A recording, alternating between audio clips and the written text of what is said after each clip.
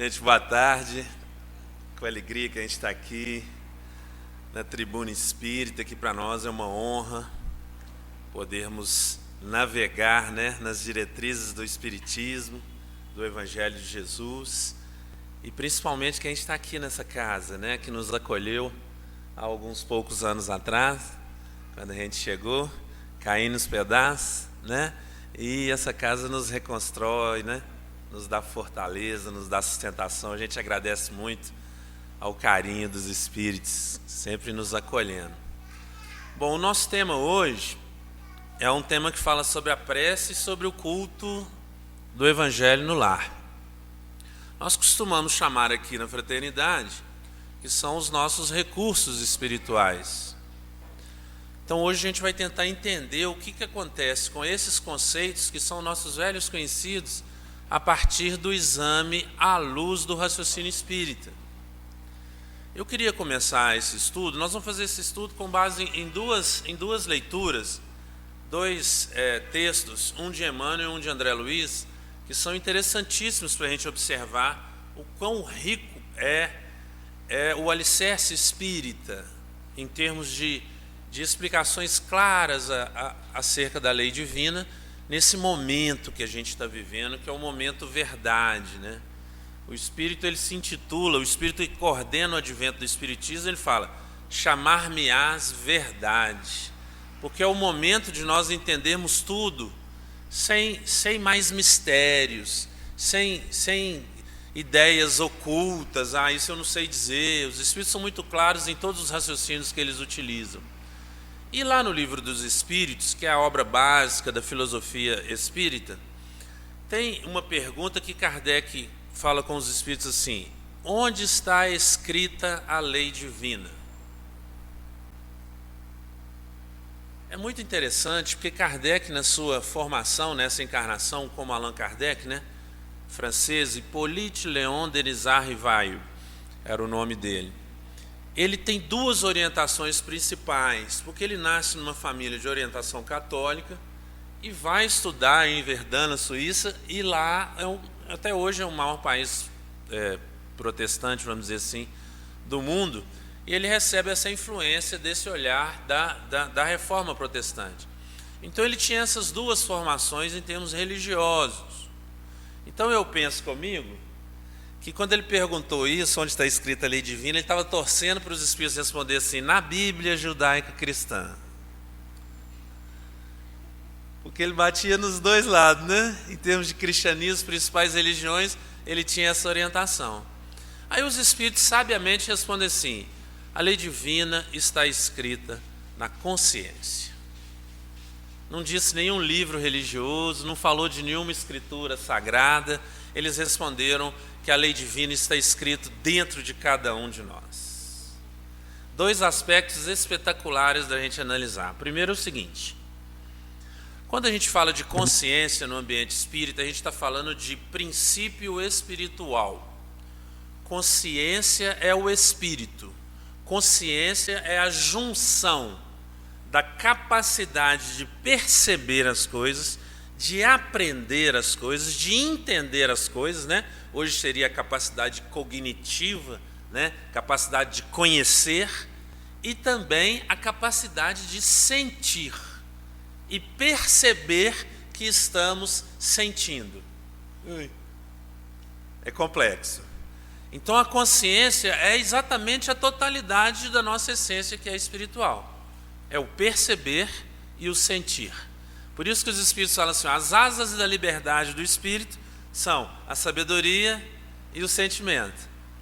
Havendo equilíbrio entre eles, vai voar, vai crescer, vai amadurecer. Então, quando os Espíritos respondem isso, eles estão dizendo, olha, cada um de nós é um núcleo de essência espiritual. A nossa capacidade de consciência é que coordena o resto da estrutura do ser humano. Não sei se vocês já ouviram essa expressão no ambiente espírita, fala assim, o homem integral. O homem no sentido de ser humano, de humanidade. Integral, porque o Espiritismo nos considera uma integralidade que ultrapassa a presente experiência da personalidade. Para diferenciar, alguns autores falam assim: nós temos várias personalidades agrupadas numa individualidade que é o espírito pleno. Então tudo isso interagindo dentro de nós. Por isso que de vez em quando eu brinco que quando a gente vai no psicólogo, ele pergunta assim: como foi sua infância? Aí você começa a explicar como é que foi. Aí ele tenta achar uma correlação com aquilo que você está vivenciando, com os valores que nós elegemos para nós, etc. Aí quando eu começo a estudar o Espiritismo, ele fala comigo assim: olha, de vez em quando você fala com o psicanalista, com o psicólogo, com o psiquiatra, que dentro de você existem muitos vocês. Existem muitos eus dentro de mim. Cada um registrando nessa memória espiritual as escolhas, as tendências, os meus desejos, as minhas preferências. Tudo isso está dentro de nós. Por isso que quando a gente vai tratar uma doença, né, neurológica, psiquiátrica, que é a esquizofrenia, aí a coisa complica muito. Porque nós de nós mesmos já temos um monte de gente dentro. Aí quando a gente está sob a influência de outros tantos, vira uma confusão danada, né? É muita ideia para poder digerir e selecionar para poder alcançar uma cura. Porque o Espiritismo nos explica que as doenças desse tipo, né, esse tipo de transtorno pode vir acompanhada, muitas das vezes, de uma influência exterior. Espíritos outros influenciando aquele médium que se desequilibra, desenvolvendo uma patologia. Vixe Maria, já falei muita coisa sobre Espiritismo, né? Só para querer dizer de uma pergunta do Livro dos Espíritos. Então vejam bem, um aspecto é esse. Somos uma integralidade espiritual que se intercambia dentro de nós, nos fundos do porão da inconsciência, e vem trazendo esses insights para o plano da consciência, tudo isso junto, misturado. E é também a resposta para dizer, ó, somos filiação divina. Somos filhos de Deus. Então, o trabalho de identificar Deus é um trabalho de dentro para fora e não de fora para dentro. Como assim? Porque dentro de nós existe o germe da divindade, pela nossa filiação. Filhos de Deus, recebemos de Deus essa parcela do divino, uma potência divina ainda não estruturada, ainda não consolidada, mas Deus está dentro de nós. Paulo já falou isso lá atrás, Paulo de Tarso. Ele fala: em Deus sentimos, em Deus nos movemos, em Deus vivemos, porque Deus está em tudo, em toda parte. Então, quando Ele nos cria, Ele insere naquela criaturinha, né? Eu tinha um amigo na mocidade que falava: aquela amebinha espiritual tem lá um germenzinho, a sementinha divina. À medida que permitimos que essa sementinha se expanda, que ela progrida, que ela ganhe importância dentro de nós, a nossa individualidade se aprimora em virtudes cristãs. Aí já coloquei Jesus na história. Interessante ser espírita por causa disso. Quando Kardec pergunta lá, está lá na pergunta 14 do Livro dos Espíritos, assim: podemos compreender a natureza íntima de Deus? Olha que pergunta. Eu falei: oi? Aí liguei para o Kardec e falei: você quis dizer o que com essa pergunta, cara? Aí eu e Kardec, a gente é chegado. Aí ele respondeu assim: não, eu quis perguntar se a gente é capaz de perceber Deus. Como é Deus? O que é Deus? Deus tem forma? Ele tem cheiro? Ele tem cor? Ele tem luz? Como é que é Deus? Eu quis perguntar isso. Falei com ele, né? Respondi para o Kardec: Kardec, perguntinha, hein, man? Faz as perguntas mais fáceis, senão a gente não dá conta de entender, não. Aí ele fala: por isso que eu comento, e é verdade, lá ele comenta. Porque os Espíritos respondem assim: não. Para compreender a natureza íntima de Deus, falta-nos o sentido para isso. Entendi nada do mesmo jeito. Fala: não, porque nós nos movimentamos ainda pelas percepções, quando encarnado ainda piora um pouco, né? Dos sentidos orgânicos. se eu vejo, se eu ouço, se eu percebo pelo tato, é isso que direciona as nossas percepções. E Deus é imaterial, Deus é incorpóreo, Deus é sutil, não dá para ver com os olhos. Como é que eu vou perceber Deus? Aí o comentário dos Espíritos, quando eles comentam esses aspectos, eles falam assim, por isso que lá no Evangelho está dito assim, bem-aventurados os puros de coração, os limpos de coração, porque verão a Deus. É bonito isso, né? Jesus trouxe cada ensino assim complexo, profundo, em palavras poéticas, lindas de morrer. Então pensam bem, a lei divina está escrita na consciência. Quando aprimorarmos a intimidade espiritual, veremos a Deus. Aí tem um comentário do Espírito Emmanuel que ele fala assim, quando a gente lê lá nos símbolos das Escrituras, no Antigo Testamento, no Novo Testamento, assim, Deus disse, Deus falou, e Deus disse ainda a Abraão, Deus disse a Moisés, Deus disse ao profeta, Deus disse a Jeremias, a Isaías.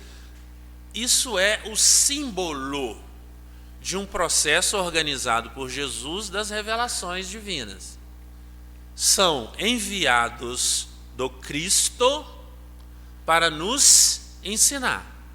Processo de percepção mediúnica.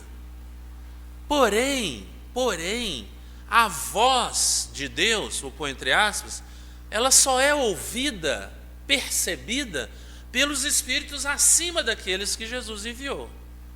Espíritos do nível do Cristo, que são os espíritos puros. Por isso que na explicação pedagógica espírita está lá, classificação, classe lá de cima, espíritos puros.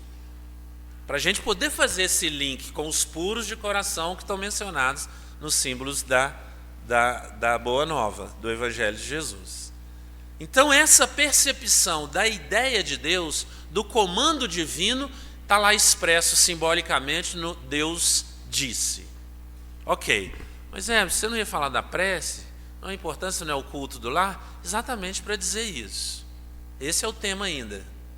Por quê? Essa expressão lei divina escrita na consciência vai variar ao infinito diante de cada um de nós. Porque cada um de nós tem um tipo de relação com Deus. Vou dar alguns exemplos. Me lembrei, ontem eu comentei isso aqui, porque tem uns 4 dias que eu estou vindo aqui fazer estudo, viu, cara? É muito pecado para resgatar, meu Deus.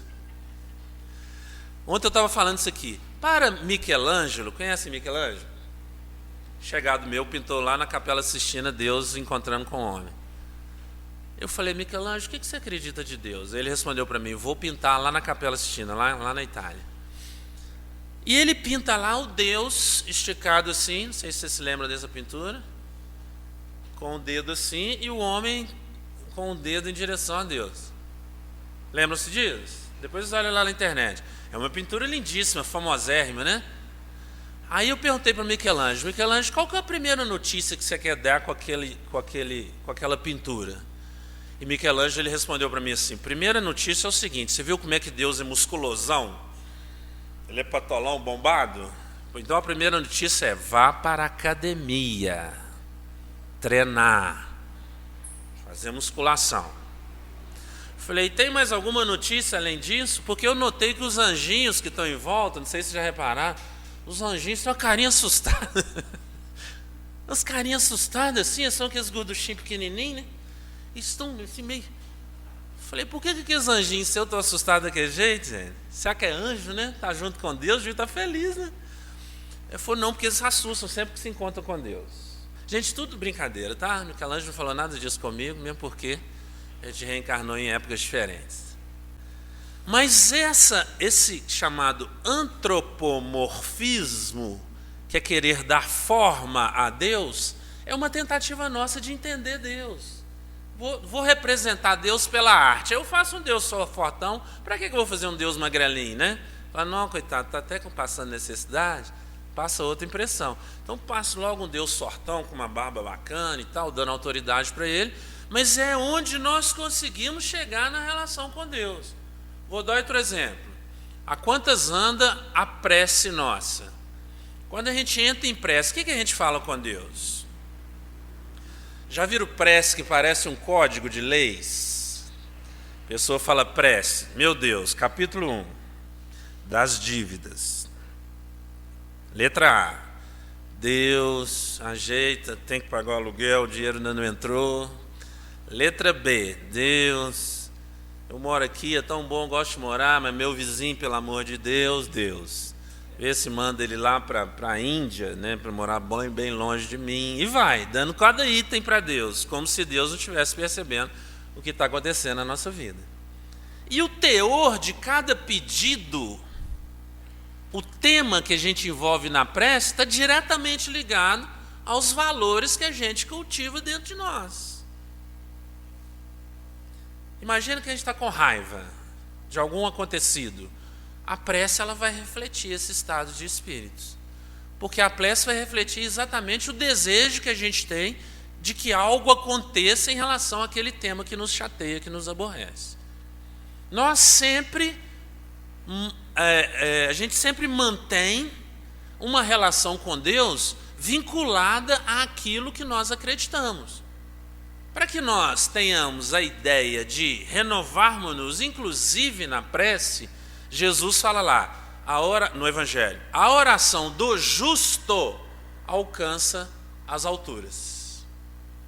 Aí ele traz o conceito de justiça e de justificação, sentir-se encaixado na lei divina, justificado na lei divina, para que nós tenhamos a atenção naquilo que a gente acha que Deus precisa nos dar.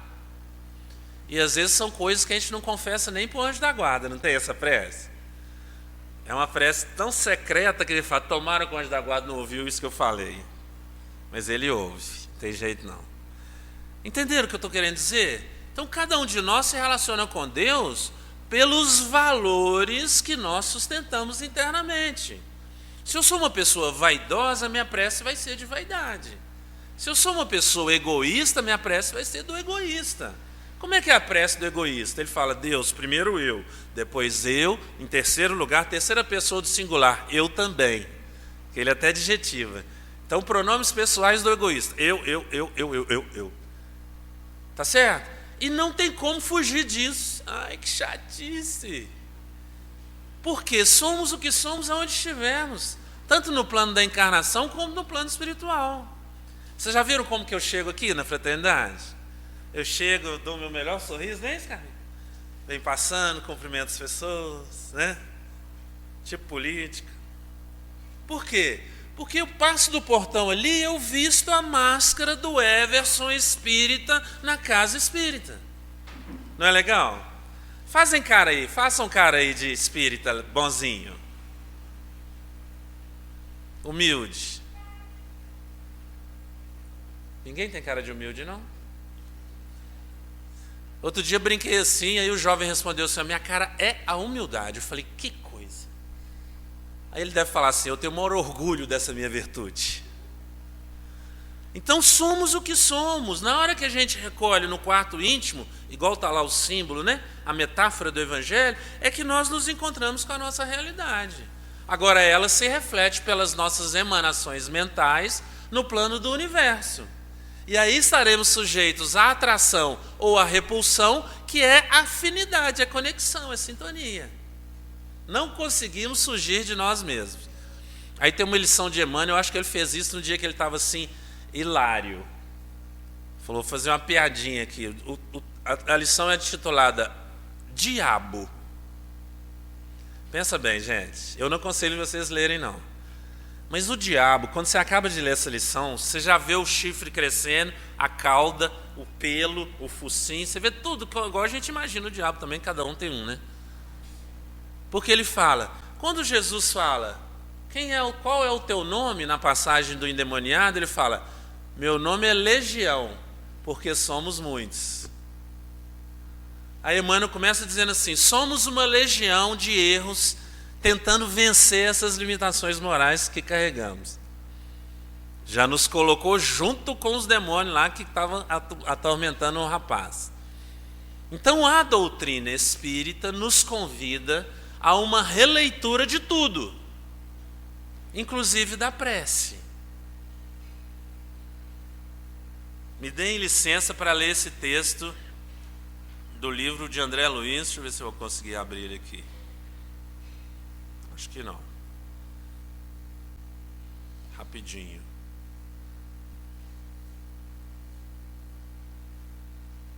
É o capítulo 24 do livro Os Mensageiros. Ok? Vou ler aqui alguns trechos rapidinho.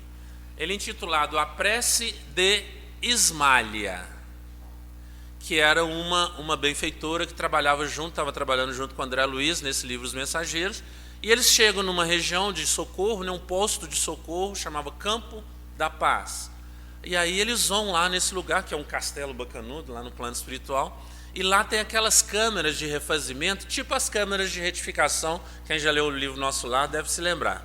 Então eles estão lá trabalhando. Aí eles chegam lá para trabalhar. Aí ele fala assim, ó, dentro de poucos instantes, reuníamos-nos de novo ao grupo. O administrador fez um sinal luminoso em forma triangular e observei que todos os cooperadores se puseram de pé em atitude respeitosa. Imagina o instrutor fazendo um sinal luminoso, gente. Ou, cá entre nós somos entre amigos, posso falar, né? Eu fico com inveja às vezes desses caras. Fez um sinal luminoso, entendeu? Como é que será isso? Viram alguma luz aí? Não, né? Aí ele descreve como que estava a região, né? Assim, no crepúsculo, né? Entardecer bonito no plano espiritual. O sol estava lá se pondo, bonito e tal. Fundamente impressionado, procurei aproximar-me, ele usa uma palavra aqui que é convizinhar-me, eu tive até que olhar no dicionário o que é isso, mas do pequeno grupo. No quadro de colaboradores do castelo, apenas algumas senhoras permaneciam junto de nós, como se estivessem fazendo honrosa companhia à nobre Ismália. Aí eles falam com o instrutor de André Luiz para que ele coordene os trabalhos, Aniceto. Aí Aniceto fala, não, hoje quem tem o direito de coordenar é Ismália, não sou eu. Aí ele fala, esquivou-se Aniceto, dizendo que a chefia espiritual da oração caberia a Ismália. Aí a Ismália inicia a prece. Aí ele fala assim, num gesto de indefinível delicadeza, começou a orar, acompanhada por todos nós em silêncio. Aí ela faz a prece, ela fala, Senhor, dignei-vos assistir os nossos humildes tutelados, enviando-nos à luz de vossas bênçãos santificantes. Aqui estamos prontos para executar vossa vontade sinceramente. E ela prossegue da seguinte forma.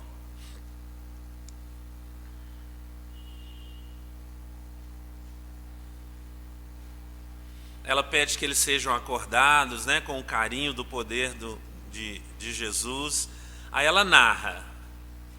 Temos ao nosso lado, Senhor, infortunadas mães que não souberam descobrir o sentido sublime da fé, resvalando imprudentemente nos despenhadeiros da indiferença. Cônjuges desventurados pela incompreensão de vossas leis. Muitos deles atolaram-se no pantanal do crime, agora dormem, à espera de vossos desígnios santos. E vai narrando 1000 situações diferentes dos dramas que a gente vê aí pela vida em todos os dias. E vai pedindo por cada um e mencionando. Ela faz essa prece, faz alguma pausa e continua a prece. Olha a impressão de André Luiz. Tive a impressão de que eram derramados do céu sobre nossa fronte, caindo com a mesma abundância sobre todos, desde Ismália ao último dos servidores. Flocos leves desapareciam de luz, desapareciam ao tocar-nos, começando, porém, a sair de nossa fronte e do nosso peito, grandes bolhas luminosas, com a coloração da claridade de que estávamos revestidos. Conseguiram imaginar essa cena? Gente, o que nós estamos fazendo aqui? Olha como é que as coisas acontecem lá de lá. Muito mais legal, não é? Não é muito mais legal? Vamos todos para nosso lar, vamos todos para Campo da Paz trabalhar. E é simples chegar lá, gente. Tem só que dar uma morridinha.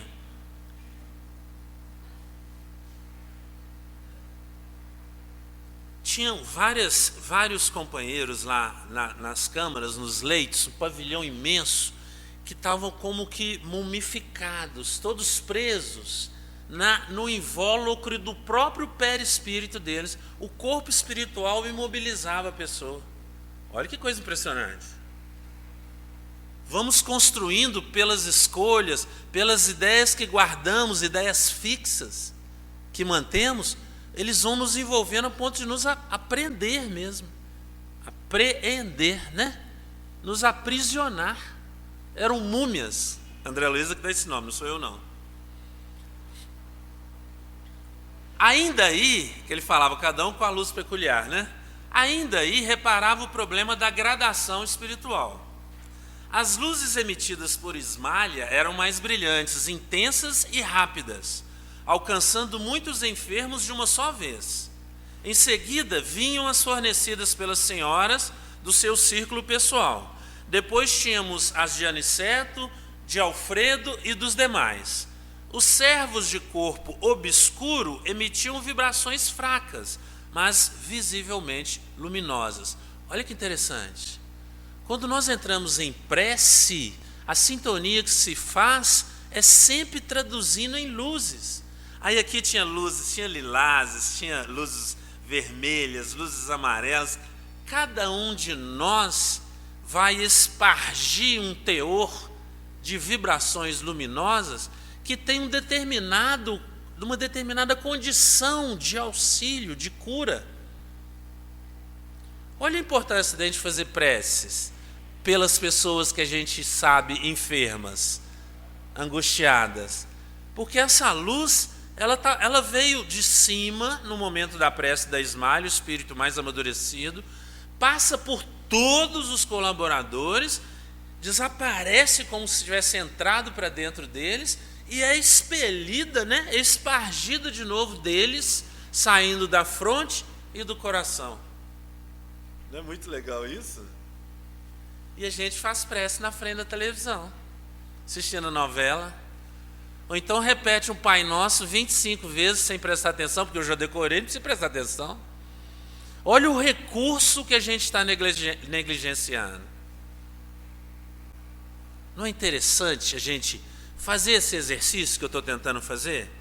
Da gente pegar essas instruções e trazer para o nosso dia a dia, para a nossa vida? Como que é a nossa relação com a prece? Nós temos um carinho pela prece, respeito pela prece? Ou a gente só faz prece quando vem no centro espírita? É um rito ou é um processo de conectividade, de sintonia, de elevar o nosso espírito às vibrações superiores de Jesus, da lei divina? Isso é o que o Espiritismo está nos convidando a raciocinar. Aí quando a gente vem aqui e fala assim, olha, aos sábados, ainda é aos sábados, tem uma aulazinha rápida para ensinar como fazer o culto do Evangelho no lar. Não é no sábado, né? O culto do Evangelho no lar, ou seja, fazer um prece no lar. Aí eu elejo um dia e um horário. E aí eu tenho disciplina para manter, né? Sempre no mesmo horário, no mesmo dia. O que acontece?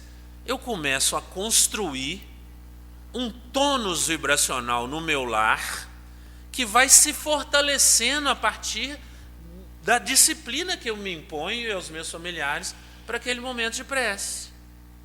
E isso vai consubstanciando em energia cada vez mais forte. Tem um senhor que frequentava aqui a fraternidade, eu fico procurando ele na internet, ainda não achei. A história dele é simplesmente sensacional. Ele trabalhava comigo na empresa que eu trabalhava. E um dia ele encontrou comigo e falou assim, ô Everson, eu estou indo lá, frequentando lá, a casa que você frequenta. Aí eu falei com ele, você está indo lá no Glaucos? Ele falou, estou indo lá no Irmãos Glaucos. Eu falei, não é irmãos não, é um só, é filho único, é irmão Glaucos. Estou indo lá. Eu falei, que espetacular. Mas o que é que está acontecendo? O senhor de repente resolveu? Falou, não, meu filho desencarnou. Eu falei, e quando veio as notícias assim, né? Ele conta, eu todo feliz, meu filho desencarnou. Foi. Quantos anos? Uns 22, 21. E aí, o que foi que aconteceu com ele? Tão jovem e tal. Eu falei, não, ele se envolveu, se tornou um dependente químico e aí acabou desencarnando por esse motivo. Eu falei, nossa, que pena. E como é que está o trabalho? Fui tentando mudar de assunto e tal. Eu falei, olha, aconteceu da seguinte forma. Eu já me interessava e lia muito sobre o espiritismo. Quando aconteceu isso, aí eu me apeguei mais à ideia espírita, porque essa ideia da sobrevivência, né, dos nossos espíritos, das nossas almas, é uma coisa que consola, que salva a gente nesses momentos de dor, né?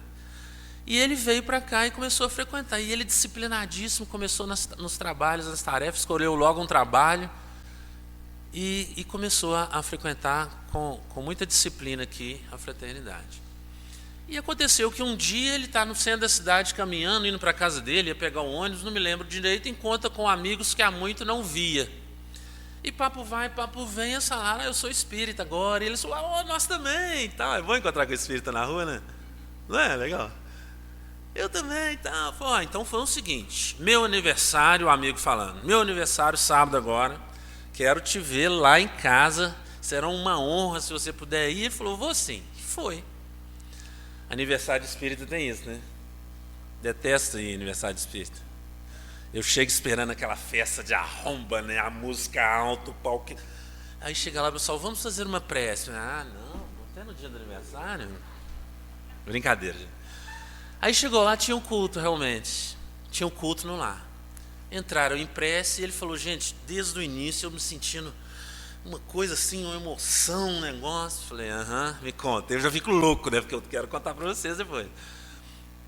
Começou a reunião no culto. No caso deles, muito calma, muita disciplina, muito respeito pela mediunidade. No caso desses amigos, tinha uma parte mediúnica no culto deles.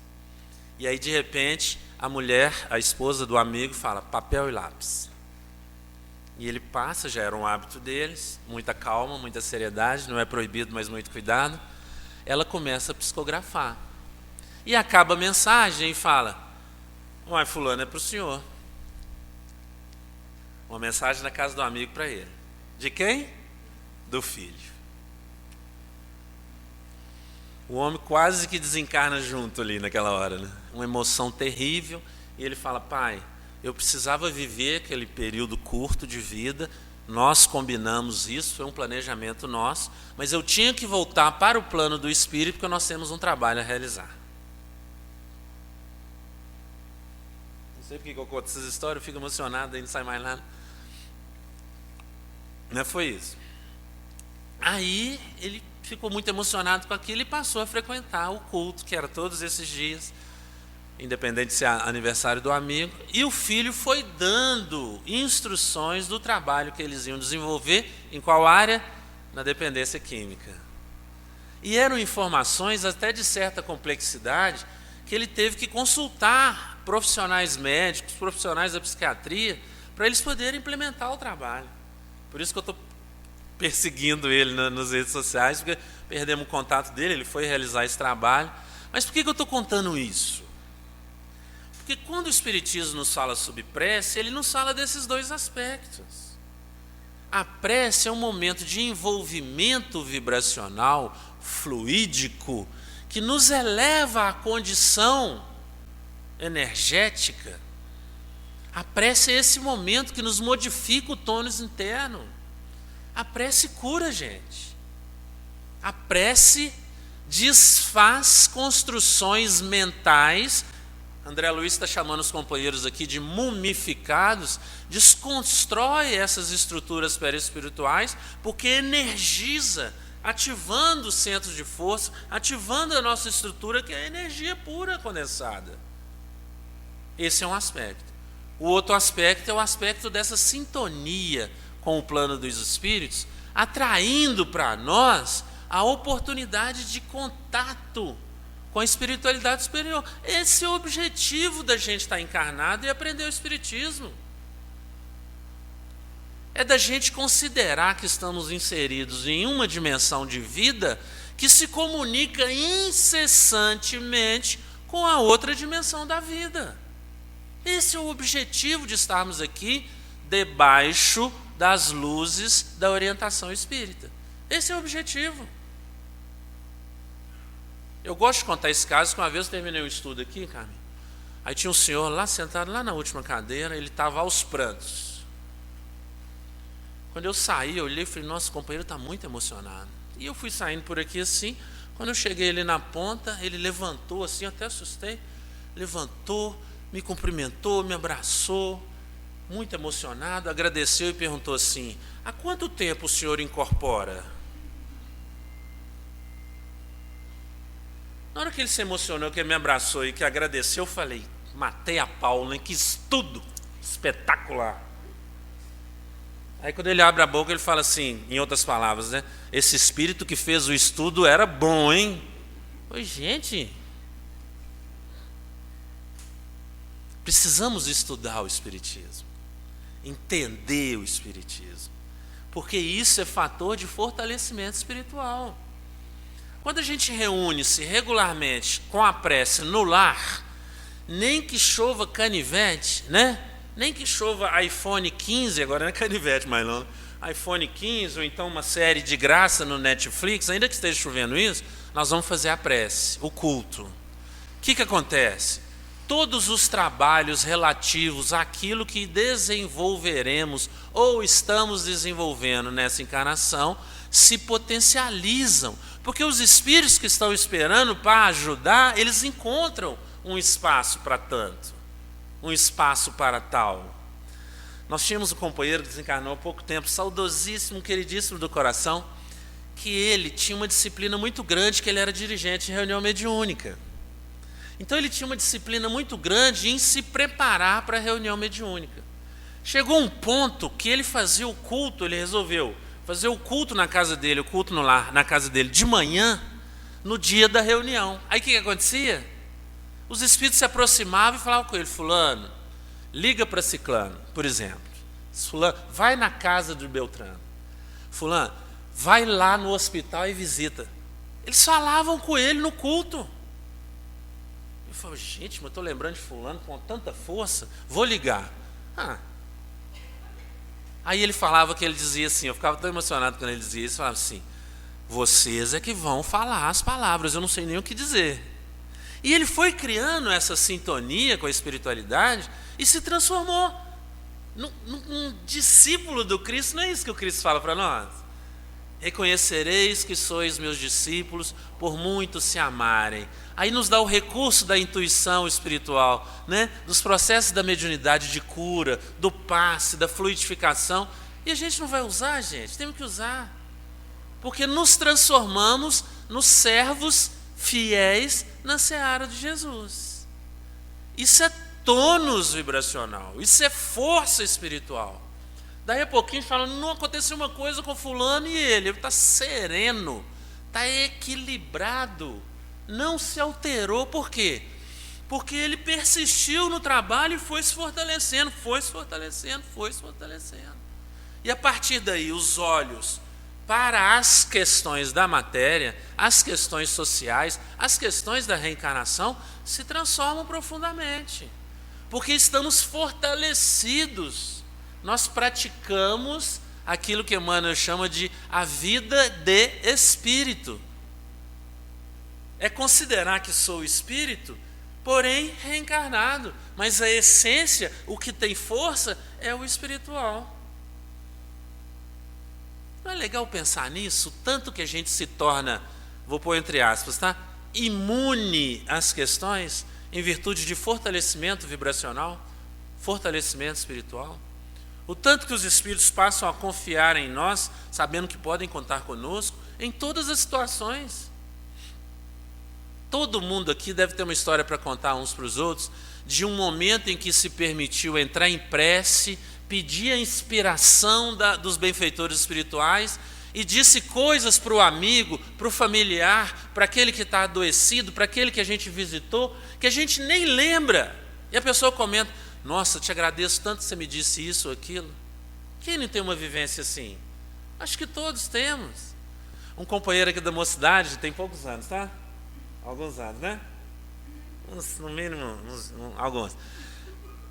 Ele contou que ele estava com a namorada, olha que legal isso, né? Jovem, estava lá namorando, e ela chegou lá, ela estava as lágrimas de si o tempo todo. O que foi, gente? Você está chorando, você está emocionada demais? Eu falei, não, eu estou com uma crise de sinusite tão forte que eu não estou conseguindo nem falar. E era o congestionamento, doía tanto essa região, quem tem isso sabe como que é, que ela ficava chorando, as lágrimas não paravam de descer.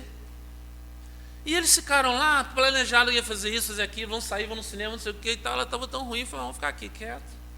Ele sentou no sofá, ela deitou a cabeça no colo dele, e ele narrou que naquele momento o coração dele se encheu de compaixão pelaquela criatura.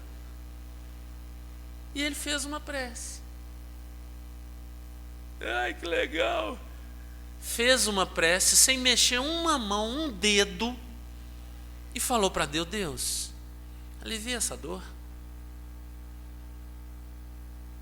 Traz o recurso de que ela necessita. Olha o tamanho da prece. Durou 10 segundos. Ele disse que ela estava de olhos fechados. E ela abriu os olhos e falou, passou. Passou. Ele passou o quê? Não estou sentindo mais nada. Que coisa louca.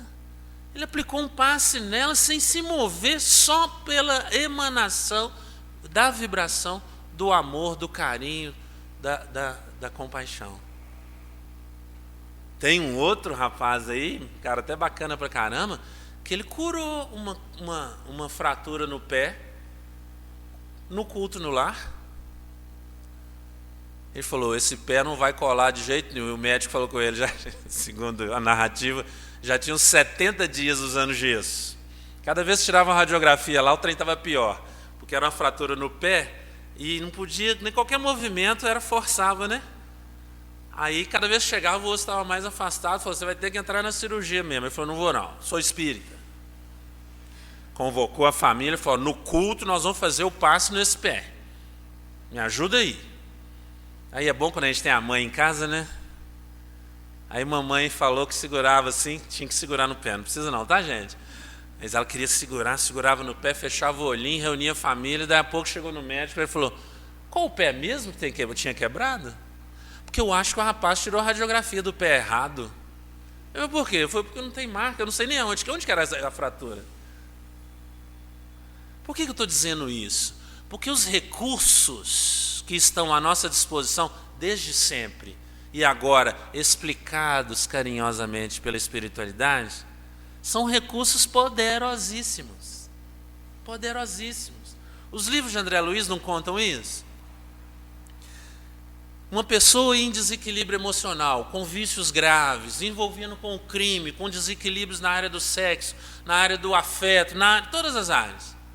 Alguém da família reúne incluí-lo na oração, na prece no lar, com regularidade, com disciplina, resolvendo todos os problemas. Tem um caso interessante do Divaldo Pereira Franco, que o médium leu no jornal que o companheiro tinha se suicidado. E de uma forma violenta. E ele se jogou na linha do trem. E aí um dia ele se apresenta para o Divaldo e falou, Sr. Divaldo, eu vim aqui agradecer ao senhor pelas suas preces. Porque foram as suas preces que me tiraram da região de sofrimento que eu estava. E ele narra para o Divaldo que ele repetia a experiência do suicídio psiquicamente, profundamente, vibracionalmente, vinculado àquele momento que ele deu cabo da vida, que ele autoexterminou-se, e ele revivia o suicídio ao longo dos anos, várias vezes por dia. Imagina o sofrimento desse, gente.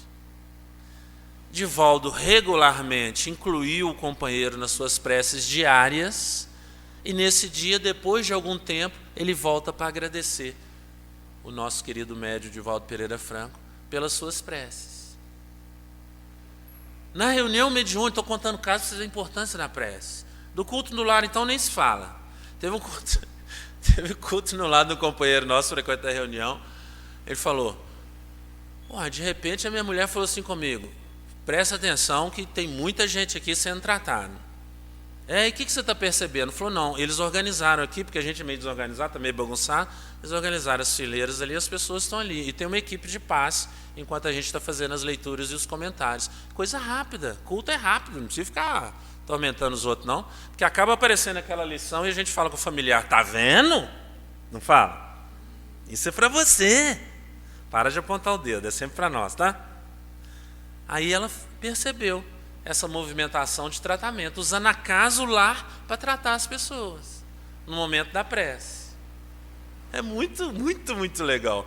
Na reunião mediúnica, o médium mais sensível falou assim, gente, vamos nos concentrar na prece, tem uns trabalhos importantes a serem feitos.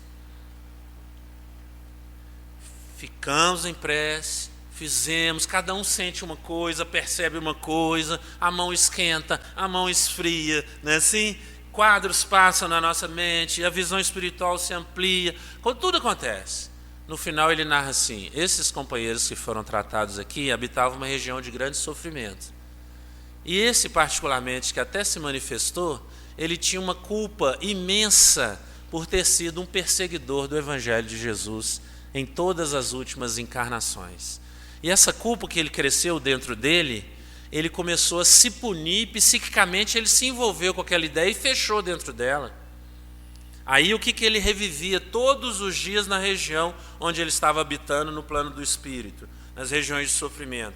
Ele se via sendo pregado na cruz. E ele se pregava na cruz. E ainda era um sofrimento dobrado, porque ele conseguia, com uma mão, pregar o prego na mão dele na cruz. Mas a outra mão ele não conseguia. Aí ele ficava pedindo àqueles outros irmãos e irmãs em sofrimento para que o ajudasse a pregá-lo na cruz. E esses debochadamente ficavam brincando, você nunca será igual ao Cristo, porque você nunca conseguirá se pregar inteiramente na cruz. Olha o que a mente produz. Será que nós temos algum novelo mental em que a gente está envolvido? Prestem muito bem atenção nisso, ok? Porque às vezes eu estou preso numa mágoa, eu estou na cruz do remorso, eu estou na cruz do ódio, eu estou na cruz da incapacidade de perdoar, que gera todos esses sentimentos. Então o uso, a utilização, a regularidade na prece, a atenção naqueles breves minutos nos faz sair desses círculos, dessas prisões mentais que a gente carrega e que gera o quê? Um monte de enfermidades, um monte de vínculos espirituais negativos. Já fizemos tratamento aqui, a gente tem notícia aqui na Fraternidade, tem tanto caso bom aqui na Fraternidade, né? Adoro. De um companheiro que o espírito que o influenciava falou que ele tinha uma missão importantíssima a cumprir numa prova, olha que criatividade, numa prova de ciclismo que ia se dar na França. E o vínculo da obsessão era tão forte que ele começou a acreditar naquilo, eu vou salvar uma vida lá na França. E começou a treinar, começou a pedalar. Isso ajudou ele muito fisicamente, foi um lado bom da coisa. E ele abandonou tudo da vida dele, inclusive os negócios, a empresa que ele tinha, a família, porque ele tinha que treinar exaustivamente para ser um ciclista profissional. Veio ser tratado aqui na Fraternidade. Aí a esposa conta emocionada que um dia alguém, olha que legal, um de nós disse para ele, vale a pena você abandonar todo o seu grupo que te ama, que depende de você, para salvar um lá na França? Que Deus mais injusto ele seria pedir que você abandonasse a sua família para salvar uma criatura lá? Será que lá na França não tem nenhum cristão que pode auxiliar esse companheiro? Palavras simples, mas no ambiente da prece. O que aconteceu? Espiritualidade vem com a contribuição muito mais forte do que a nossa e utiliza-se de nós como instrumentos e desligou o link mental naquele momento. E ele consegue retomar sua vida. Bate aí. Estamos juntos na fraternidade, gente? Afasta para vocês verem. Eu não estou vendo lá porque está dando um reflexo, já passou do meu tempo, né? Foi mal. O Espiritismo é um convite à ressignificação de todos os conceitos que nós temos na vida, principalmente da lei fundamental da vida, que é a sintonia, que produz fluidificação, vibração e energias diferenciadas.